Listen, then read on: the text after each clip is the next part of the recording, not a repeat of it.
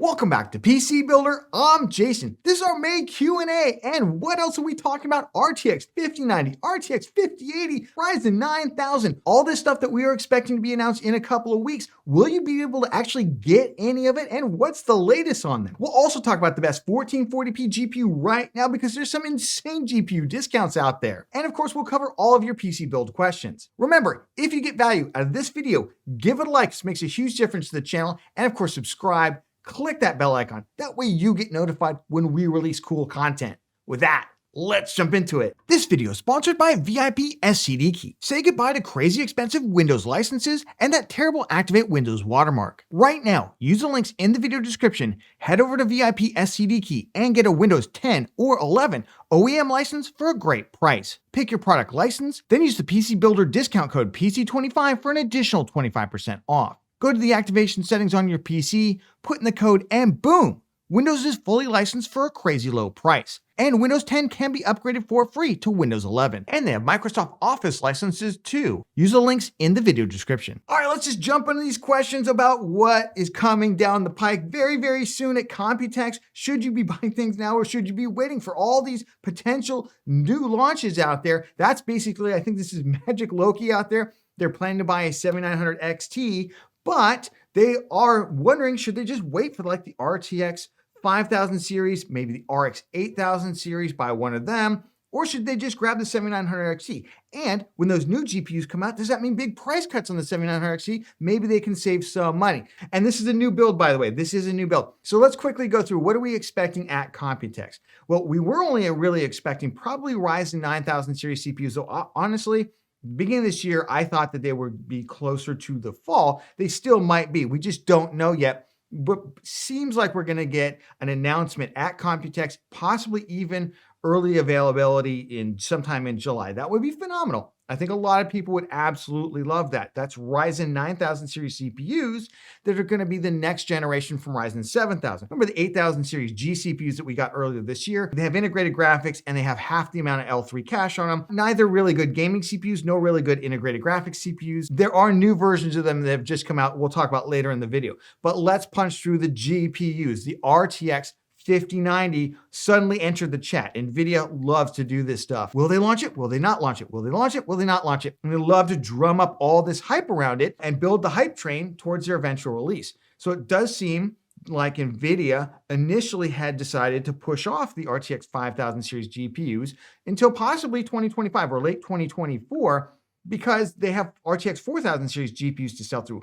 But what's actually making them money right now is AI. And it's not just making a little bit of money, it's making like literal truckfuls of money are pulling up in NVIDIA headquarters and they're just shoveling the money directly in because AI GPUs are they're just printing money in ways that we've never seen, to the point where NVIDIA has now repositioned themselves no longer as a GPU company, but as an AI company. And that comes from Jensen himself, the CEO himself. So now we're at a point where basically AI decisions are driving everything that they're doing. No longer, they don't care if they have extra RTX 4000 series cards to sell. They'll let them run on the shelves if they have to. They're making so much money in AI. And they want to keep their lead. AMD is right behind them with either the MI300 or the MI350. They're coming hot on their heels, and NVIDIA wants to maintain their market position kind of as a sole leader right now. So they're like, we're going to accelerate all of our GPU architectures. Well, if they accelerate all the GPU architectures in order to get AI out faster, the gaming architecture is also going to come out faster, right? So that's what's going on right now. So that's the genesis behind why we think we're getting an RTX 5090 and a 5080 announcement at Computex. And we've had a lot of leaks and rumors lately, kind of clarifying we'll probably get the 5080 first and then the 5090. The 5090 dies probably because most of those 5090 dies are going to go to AI. Those are going to be the AI chips. Now, does it actually mean that you're going to be able to buy an RTX 5090? I don't think so. I'm just going to be dead honest with you. Given the huge global demand, I think they're going to basically make enough of these things and send them to gaming so that they can say they've launched it. I don't want to call it a paper launch, but it's not going to, doesn't seem like it's going to be a launch with high volume for the 5090s. Scalpers are going to buy them all up. They're going to be the fastest GPU out there. So as the fastest GPU, they're worth scalping if there's a limited number out there, as the 4090 was. I wouldn't anticipate that you can get your hands on one. Now listen, if you're willing to spend any amount of money, yes, you're going to be able to get one. You're going to be able to buy one off eBay from a scalper for a redonkulous markup on on it and you'll be able to say, I have a 5090. But for the 98% or 99% of everybody else out there, possibly you'll get a 5080. Again, could be very limited. That die is probably going to be the next die down, though. It's not going to be the one that they're going to want to, part of the die that they're going to be shipping out to AI. So I hope that clarifies a little bit about what we expect to come. When are we going to get the 5080? It's really hard to say. I don't expect them before the fall, but we'll find out here in the next couple weeks. Am I right or wrong? I would definitely wait on buying a 7900 XT if that's the level of GPU you're looking at, and you can spend another $1,400 on a GPU. So you're looking at spending about $700 right now. If you can double that investment, you might consider waiting. Otherwise, I would not. I'd probably pull the trigger on that 7900 XT. The more I think about it, $699. That thing's amazing. This is a 7900 XT. I play everything at 4K, turn up all the settings, or if you're looking to play at 1440p, this is an insane card. This is just an insane card. It's insane value too. 20 gigs of VRAM on it. It's just got kind of all the fixings. Power usage could be a little bit better, but I would look at that. You're like, Jason, but what about price drops on the 7900X? I don't know that we're going to get huge GPU price drops. On the Ryzen CPUs, we often see AMD hold off on any price drops to force you to buy the next thing. Will we see the same thing? I don't know. The GPU market has been really screwy over the last 3 or 4 years because we had the huge GPU shortage during the pandemic, and then we had the GPU mining crisis that ate all the cards up, and then we had a huge flood of used GPUs come in, and we've seen GPU prices go on this huge roller coaster. So it's really hard to say what we should expect. I don't expect the market from 2018, 2019 to repeat itself necessarily because there's so many new market dynamics in there. So if I were you, honestly, wait a couple weeks for these announcements, and then I'd probably pull the trigger on the 7900 XT. All right, the Dijon's got a great question about FOMO that I think all of you need to hear. I need to hear it too. I've always struggled with the concept of wanting a mid-tier setup, but also be budget smart. That's, I think, most people, honestly. They're as much as a year away from building, a bunch of different reasons, but they feel like they've perfected their build today and they want to get a sense of their budget, and it kills them to see parts go on sale and even disappear. We have a lot of good GPUs right now completely vanishing off the market. We'll talk about how do you stop yourself going crazy watching your parts sell out on fantastic deals when you're not ready to build. They're buying things one at a time. They know it's maybe not the best thing to do. Love the channel and the kitties. Thanks for reading. This is a great question because we are talking about FOMO, fear of missing out. The number one way that companies weaponize your fear of missing out on things in order to get you buy things that you can't afford or maybe never had any intention of spending that amount of money, buying a build that's not even going to be in your best interest, but it's going to be in their best interest because they're going to make more money. The number one company that does this is Apple. Why do people have to have the new iPhone this year? It doesn't really do anything more than the one did last year, but people stand in line. They stand in line for this stuff. There's a fear of missing out. I know it's also a status symbol and they're a lifestyle company now. They're not really a technology company anymore. Another reason that people often want to get the new latest greatest is because it might have something that they need and they don't want to be without it. They can't even name that what that is.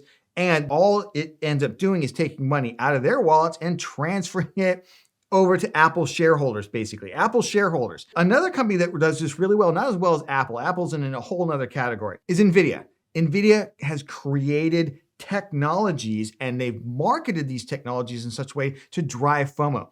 DLSS and ray tracing come to mind immediately, especially that they market these technologies on cards that are not really capable of even taking full advantage of them, if taking advantage of them at all. Let's take an RTX 4060, 8GB GPU for $300.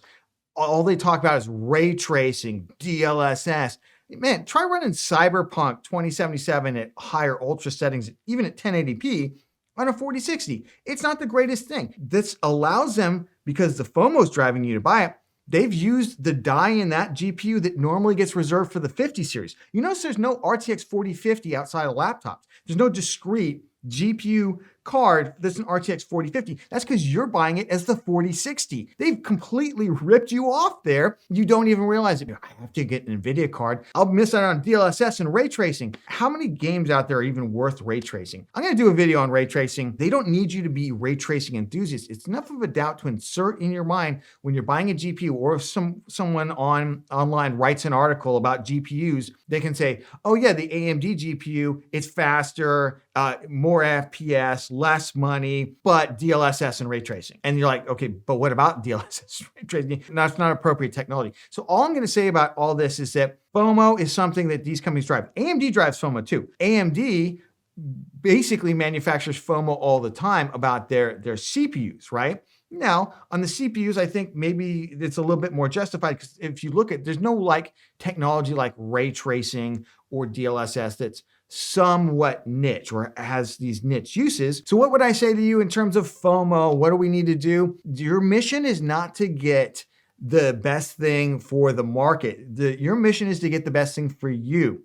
If you're trying to put together a $1,500 gaming PC next year, and you've got $750 sitting around right now, my recommendation would be build a $750 gaming PC right now. Get in there, get gaming, have a good time, and then let the future take care of itself. Now, there may be other reasons that you indicated you're not ready to build right now. That's fine. It's an insane time to build a gaming PC because all these parts are so cheap, as long as you don't allow the FOMO virus to enter your mind. All right, user DL4QH asks, what's the best GPU for 1080p or 1440p for an older CPU like a Ryzen 5 5600X?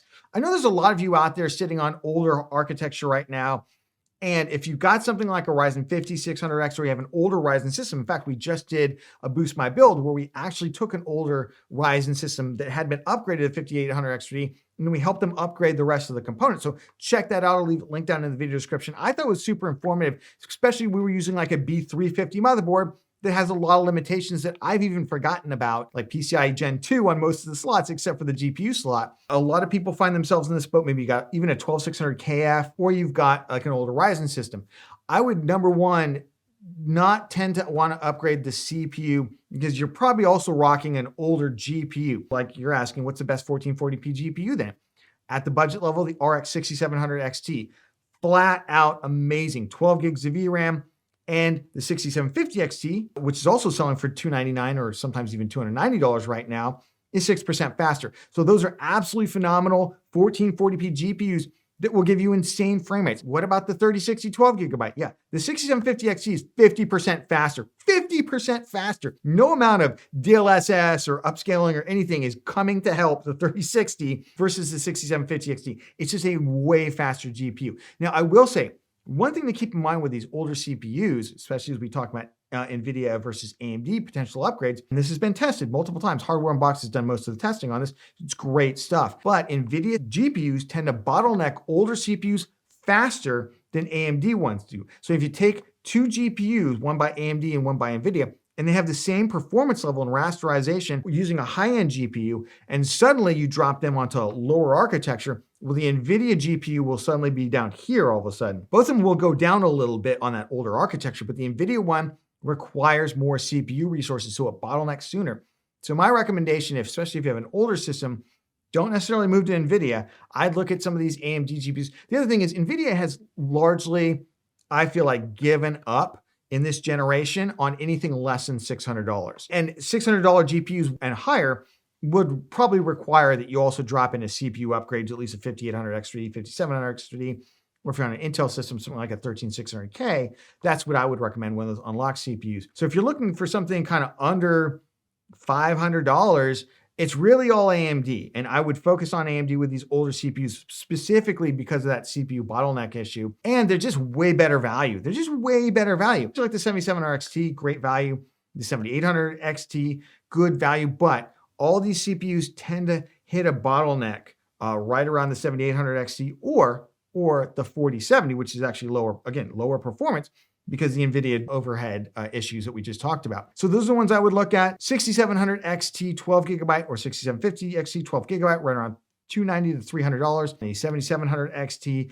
And then if you have a little bit more money to spend, but you're not ready yet to upgrade the CPU, I'd go with a 7800 XT. Olamax asking, what's the best monitor to pair with a 4070 Ti Super? Is it a 1440p monitor or a 4K one? I recommend the 4070 Ti Super for 4K gaming. There's a couple reasons for that. Number one, you're spending $800 on a GPU. $800 on a GPU. To me, this is the card that we should have gotten and should have been called the 4080. Has 16 gigs of VRAM, performs pretty well at 4K, and appropriate level for DLSS and ray tracing.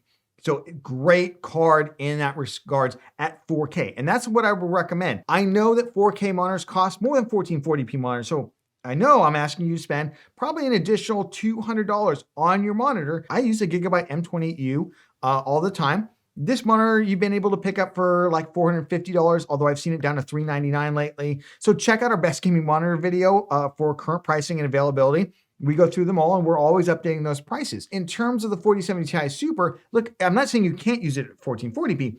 I'm just saying I feel like you're kind of wasting its potential if you're not on 4K with it. That would be my recommendation. You feel free to disagree with me down in the comments. If you do want 1440p, I would have gone with the 7900 XT. If you've already bought the card, go for it with 1440p. It's not bad by any stretch of the imagination. I'm not saying that. I'm just saying that for $100 less, sometimes even more, you could have gotten the 7900 XT, which I use, and I use it at 4K, but it would be phenomenal at 1440p as well. It's generally where you're not really going to worry about ray tracing. You're just looking for lots and lots of frames in those competitive titles, or just drive tons of frames even in single player titles, so you can turn up all the visuals all the way. Amazon Prime Day, by the way, which we do expect in July, although they never tell anybody in advance, so we haven't heard yet, that could be a great time for gaming monitors. All right, user MP5 asks, do I personally use upscaling either FSR or DLSS when you game, or do I let the GPU do all the FPS? The answer is yes. I actually use both of them. So we have two main systems that I use all the time. This one is a Ryzen 7600 and a 7900 XT GPU. This is our studio system. The studio is a little bit of a light box, so I can't really see the outside world that well. I love playing it here, but I also love playing on our other system, which sits next to a nice huge window and I can look out the whole neighborhood.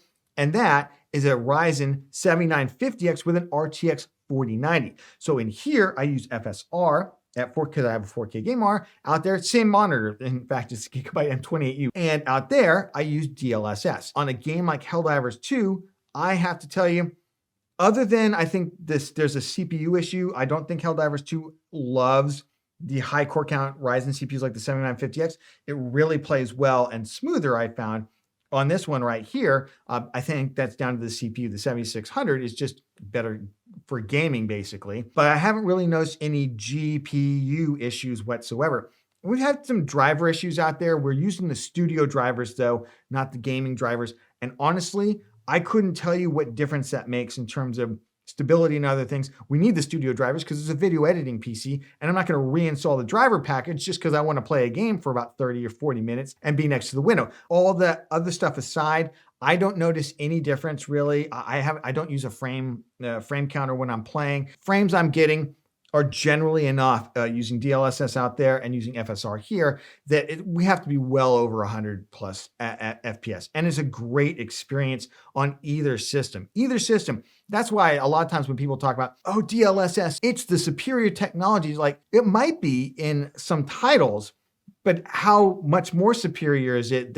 Is it superior enough to that you should go spend $300 more on a GPU or $200 more on a GPU? I haven't seen it. Honestly, I don't pause the game every 5 seconds to like examine small or run it in super slow motion to examine super small things. I can't really tell you the last time I was like, oh, that doesn't really look right when I was playing FSR or DLSS. Again, I play at 4K. If you stress those technologies at 1080p or 1440p, where the image that you're upscaling is a lot lower resolution, then maybe you'd see that more often. But at least at 4K, to me, they're both exactly the same. All right, let's go in the speed round. We got a great question from Jinx. What about AM5 on a tight budget, given CPU and GPU pricing? Not yet. We just did a Boost My Build. We got one down to $900, but that's contingent on finding a 6700 XT or 6750 XT for about $300. And those GPUs are drying up. I don't know what's going to replace it. Hopefully the 7700 XT will continue to fall into that price bracket. That would be amazing. The problem is not the cost of the AM5 CPUs. DDR5 memory is significantly more expensive. Yes, I know you get 32 gigs of it, but all that cheaper, slower stuff is no longer on the market for DDR5. I think they're sending it to like laptop and OEM now. It's not coming to the DIY PC market. So really, your entry point for DDR5 is like $85. Now you get a good kit for $85, but I can get a $35 kit of RAM that's fine for DDR4. And then there's also still a $40 or $50 price gap on the motherboards. And then there's the fact that the CPUs, $120-ish or $130 for Ryzen 5600 versus $189 for Ryzen 7600. And I know we just got these, AMD just announced or just released these new CPUs. I think it's the 8400F, but they have half the amount of cache as a 7600, and they basically perform in gaming similarly to the 5600. So I don't even understand the point of those CPUs other than just get you that same experience on AM5. The problem is the AM5 platform continues to be expensive, DDR5 and the motherboards, not just the CPU prices. So until that changes, I'm going AM4 if I have a budget. If you got value out of this video, please give it a like. It makes a huge difference to the channel. And of course, subscribe. Click that bell icon. That way you get notified when we release cool content. Hey, did you check out our best budget builds 2024 video? Right here. We have amazing builds starting for as little as $500 to $550, but going up awesome 1440p builds for $650, $750, and $800. You can get amazing performance right now. Check it out, and we'll catch you on the next one.